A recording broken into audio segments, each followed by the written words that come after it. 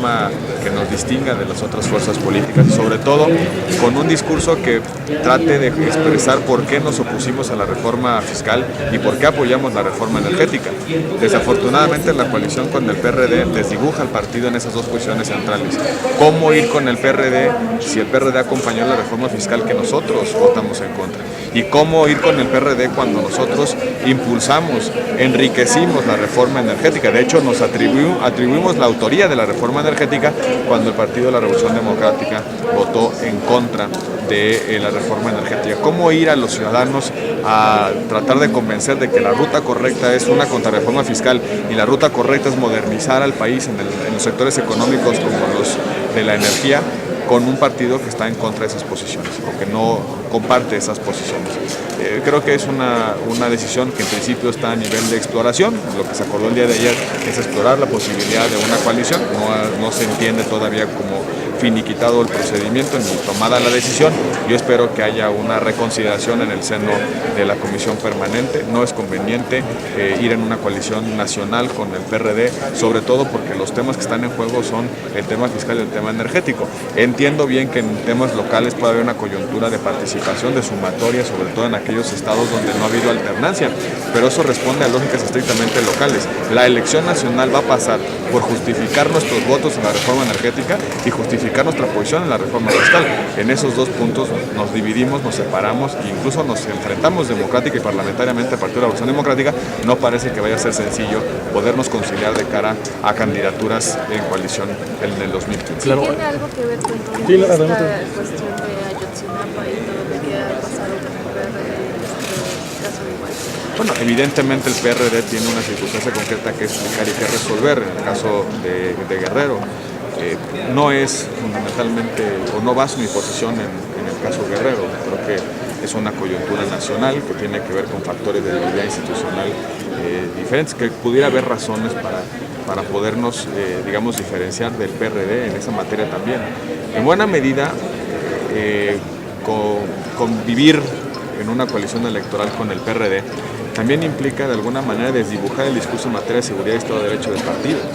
Nosotros hemos dicho reiteradamente que lo que necesita el Estado mexicano es aumentar capacidades, necesita formación de policías, necesita que las autoridades políticas tengan mecanismos de rendición de cuentas para que no se infiltre el crimen organizado, que necesitamos revisar las facultades en materia de seguridad pública de los municipios.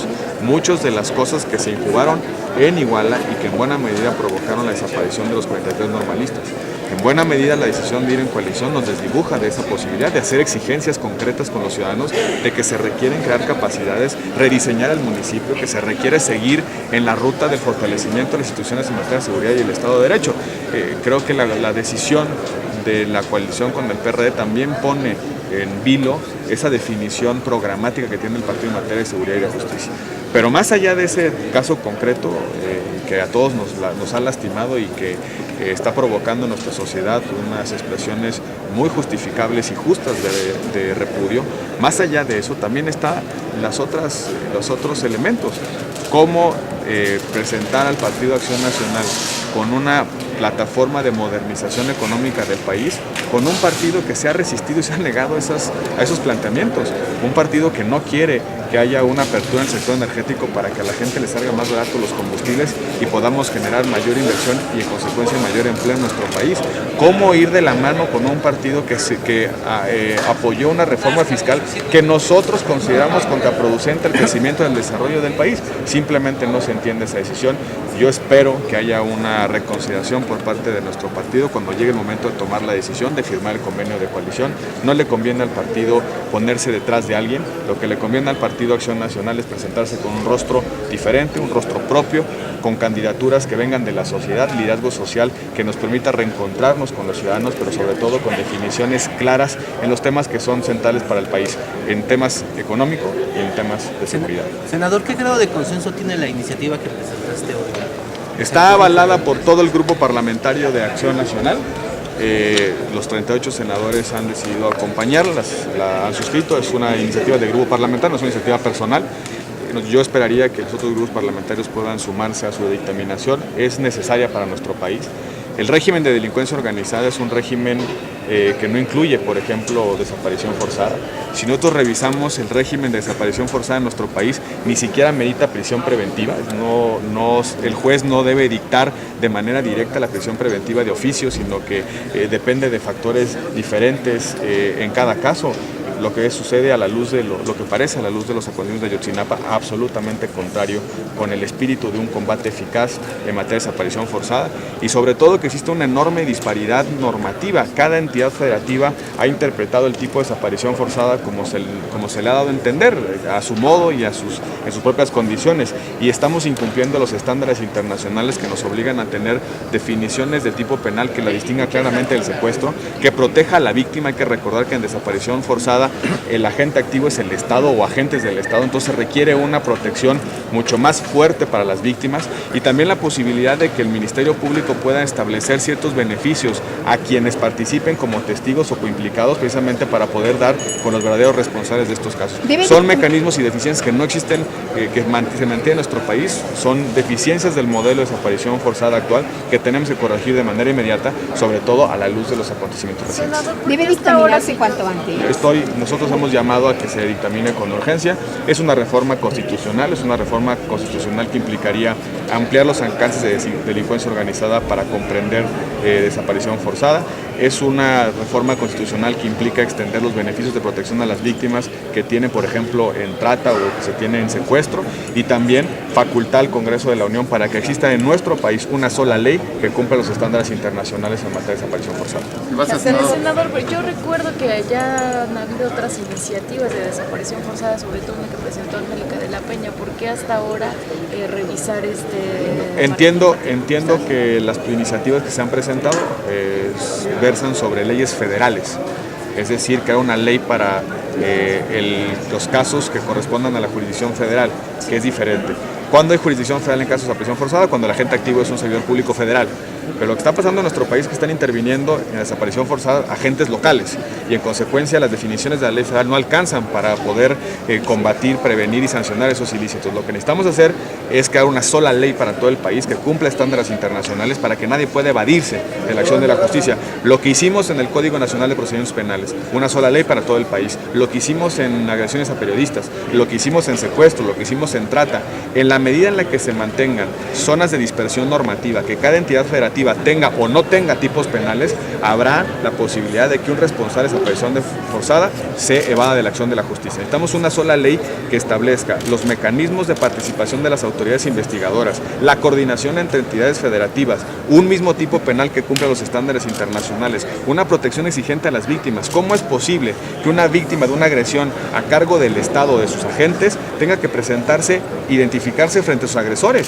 ¿Con qué condiciones vamos a defender los derechos de las víctimas? Necesitamos proteger a esas víctimas. ¿Cómo es posible que cuando participen decenas de policías no se les equipare delincuencia organizada? ¿Cómo es posible que cuando participen policías armados en la desaparición forzada de personas no amerite pena privativa de libertad y puedan enfrentar el proceso penal en libertad? Esos son los temas que tenemos que resolver en el caso de desaparición forzada, y desafortunadamente vimos el tamaño del problema y el tamaño de la incapacidad que tiene el Estado de combatirlo en el caso de Ayotzinapa.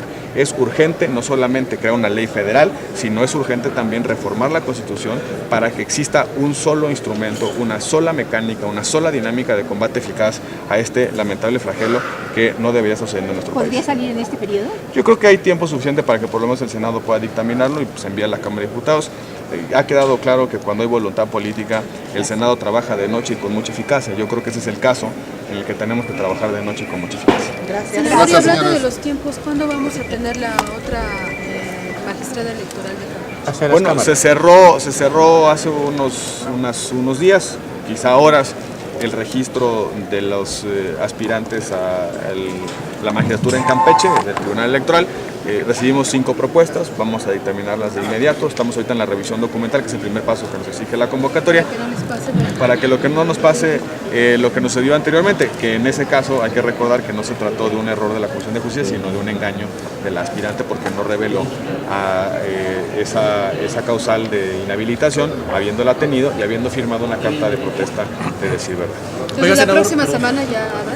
Yo creo que sí estaremos en condiciones de la próxima semana, por lo menos hacer el dictamen de la Comisión de Justicia. ¿Qué está atorando la medalla del Bello?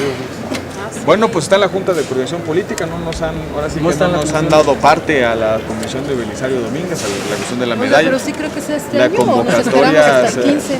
pues yo creo que ya se van a juntar dos y a este paso. Yo creo que hay una indefinición en la emisión de la convocatoria, no entiendo por qué no se ha emitido, me imagino que tiene que ver con negociaciones en la Junta de Coordinación Política, que es a final de cuentas quien le propone al Pleno la emisión de la convocatoria.